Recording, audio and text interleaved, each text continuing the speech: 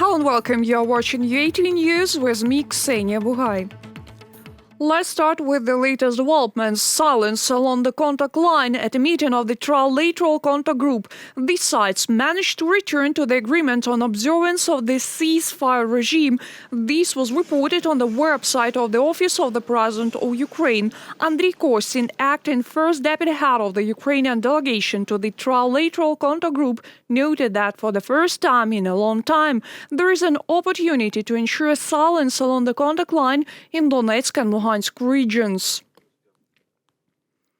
NATO Secretary-General called on Russia to withdraw troops from the border with Ukraine and thereby reduce tensions in the region. In an interview, Jens Stoltenberg noted Moscow has a chance to ensure a calm period during the New Year holidays. The NATO Secretary-General has expressed his readiness to speak with the Russian Federation in the light of its demands for security guarantees.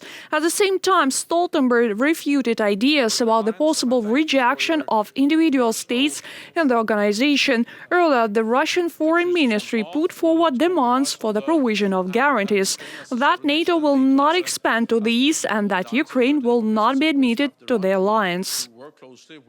We cannot question NATO's right to protect all allies, as well as the basic principle that every nation has the right to choose its own way. Russia's position on its ability to decide what its neighbors can or cannot do means reintroducing the concept of spheres of influence. This is absolutely contrary to everything that has ensured peace and stability in Europe since the end of the Cold War. Jens Stoltenberg, Secretary-General of NATO, from an interview to DPA agency.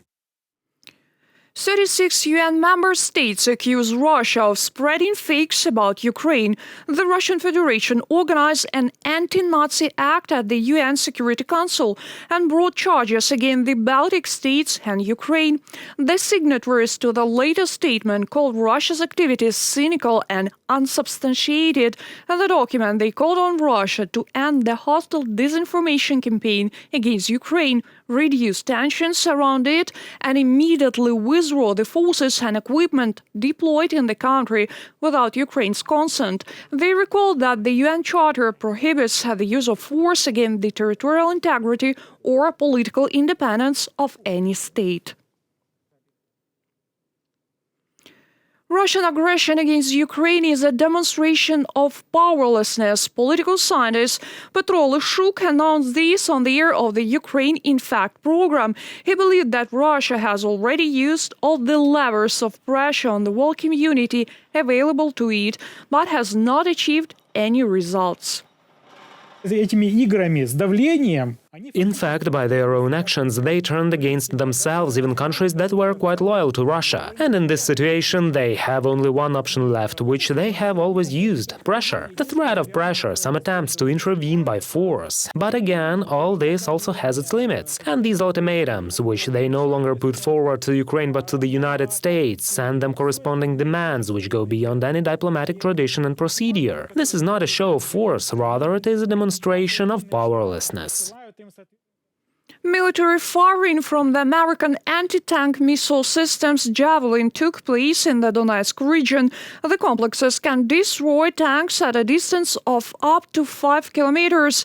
According to our correspondent Alexander Makhov, the main advantage of Javelin is the ease of use. More details are in the following report.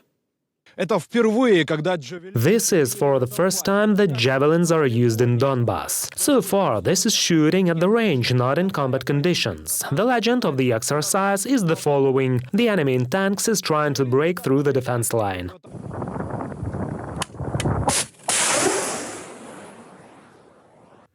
The Javelin is an American anti-tank missile system designed to destroy armored vehicles. Its main advantage is ease of use after launch. The missile can be guided to the target by itself. This allows to achieve almost 100% shooting accuracy. It weighs 23 kilograms and allows to shoot laying down, standing, kneeling, and even indoors. This one is much more efficient than ours. It can also aim at moving target. Already, after the rocket was launched, 99% that it will hit the target. It is impossible to get away from this missile. The headquarters of the joint forces assure that in the event of a full-scale Russian invasion, the Javelins could be used in the Donbas.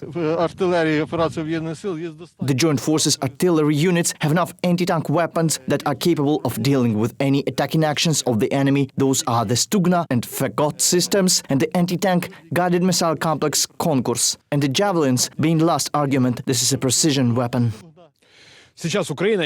Ukraine is armed with almost 100 Javelin launchers and about 500 missiles for them. The armed forces received them as military aid from the United States. Reported by Alexander Mahov and Vadim Kramer from Donetsk region, especially for UATV News.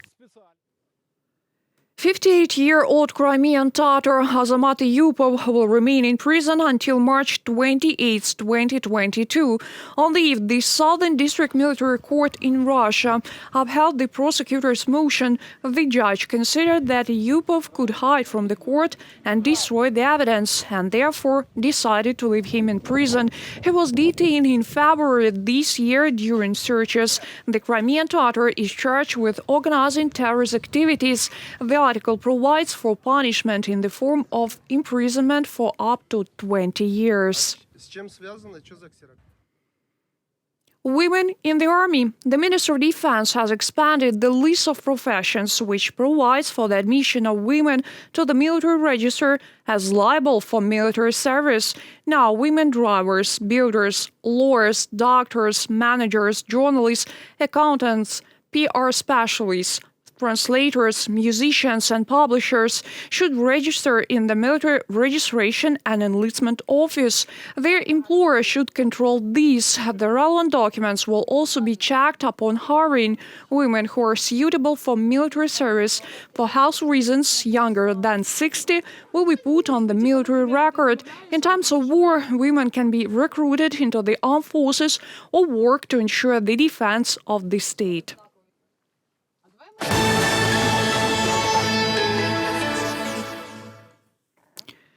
3 new services on the National Ecosystem Platform were presented at the Ministry of Environmental Protection and Natural Resources of Ukraine. These are the Declaration on Waste and Electronic Register of Conclusions on the Transboundary Movement of Waste, and extract from the Registers of Environmental Information. Now, in a matter of seconds and in a few clicks, one can obtain information from the environmental data registers and find out if an enterprise has a permit for air emissions and reports on them. Ukrainians will have access to data on licenses issued, as well as information on the payment of the environmental tax.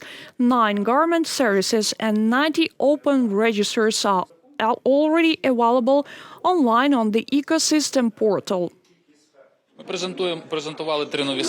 We have presented 3 new services, which for the first time allow businesses to get the service quickly and comfortably. We analyzed the moments when businesses did not want to use electronic services, which led to certain corruption risks. And today we have made such a convenient service where everyone can get environmental information by generating a request and instantly get information from all registers. The heating season in Ukraine will pass without any interruption, says Yuri Vitrenko, head of the board of the national joint stock company Naftogaz of Ukraine. He noted that thanks to annual contracts for the supply of fuel, the company can save people from rising prices for gas. Moreover, this year, Ukraine managed to increase its own production of blue fuel. Ми побачимо, що цього опалювального сезону During this heating season, the difference between the needs of the Naftogaz consumers and production itself is 5.1 billion cubic meters of gas. This difference is covered by the reserves that Naftogaz has in underground storage facilities. At the same time, import options are available as well. The Commission on the election of the head of the specialized anti-corruption prosecutor's office may continue its meeting Friday evening. The website of the Office of the Prosecutor General of Ukraine reports on December 21st, the Commission published the results of the interview, but did not approve the winner. The position has been vacant since August 2020. Then the first and so far the agency's only leader, Nazar Holodnitsky, resigned. The validity period of COVID certificates in Ukraine can be reduced to 9 months. For now, they are valid for up to a year. According to Maria Karchevich, Deputy Minister of Health, Ukraine can take such a step after the EU countries. According to her, the European Commission can make such a decision on January 10th. Meanwhile, the vaccination efficiency in Ukraine reaches 95%. According to Prime Minister Denis Shmyhal, all Ukrainians vaccinated against coronavirus either did not get sick or suffered a mild illness. Активніше вакцинуватись, тому що I urge everyone to get vaccinated more actively because vaccination saves lives. When we were in the hospital, I asked what percentage of people in this fourth wave were taken to the hospitals and intensive care. Less than 3% of vaccinated people were hospitalized. 2 persons were in intensive care units. Unfortunately, they died because of coronavirus complications. The vaccination was made somewhat late. 7,312 cases of COVID-19 were recorded in Ukraine over the past day. According to the Minister of Health, 275 people died from complications. Most of all new cases are confirmed in Kyiv, Donetsk and Poltava regions. First Deputy Minister of Health of Ukraine, Alexander Komarida, said that medical procurement of Ukraine state enterprise signed contracts for the supply of 225 oxygen stations for a total of 648 million hryvnias, that is almost $24 million. Це перша централізована закупівля. This is the first centralized purchase of oxygen stations. Earlier it was planned to procure 196 oxygen stations. Competition at the auction allowed to significantly reduce the unit price. Due to this, another 29 stations were purchased.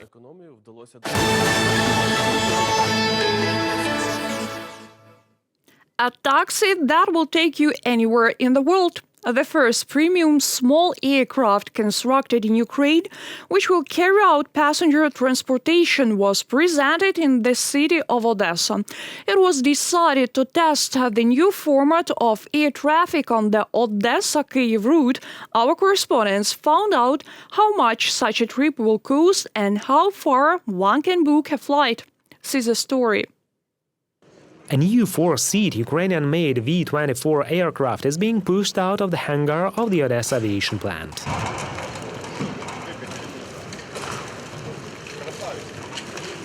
The aircraft takes its place on the runway of the abandoned Shkolny airfield to carry out a test flight over Odessa.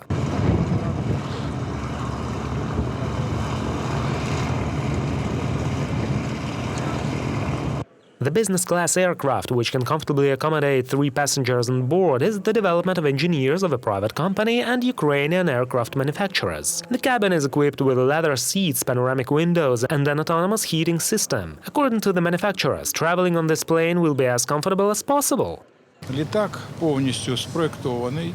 The aircraft is completely designed by our engineers and manufactured at Ukrainian enterprises by Ukrainian manufacturers. Our aircraft are made entirely of composite materials, from propeller blades to helicopters to fuselage and wings. The presentation of this aircraft is the first step towards the development of a new sphere for Ukraine, namely the Aerotaxi. Thanks to compact air transport, Ukrainians will have access to flights to anywhere in the country. The first route is from Odessa to Kyiv. However, round-trip tickets will cost about $400 per passenger. Це розширяє можливості. This expands the opportunities because at any time one can personally order such a flight quickly enough. As of today, they say the trip from Odessa to Kyiv takes 2 hours. Due to its small size, it will be able to land wherever regular flights cannot. This expands the geography of its use, and there will be enough fuel to travel thousands of kilometers without refueling.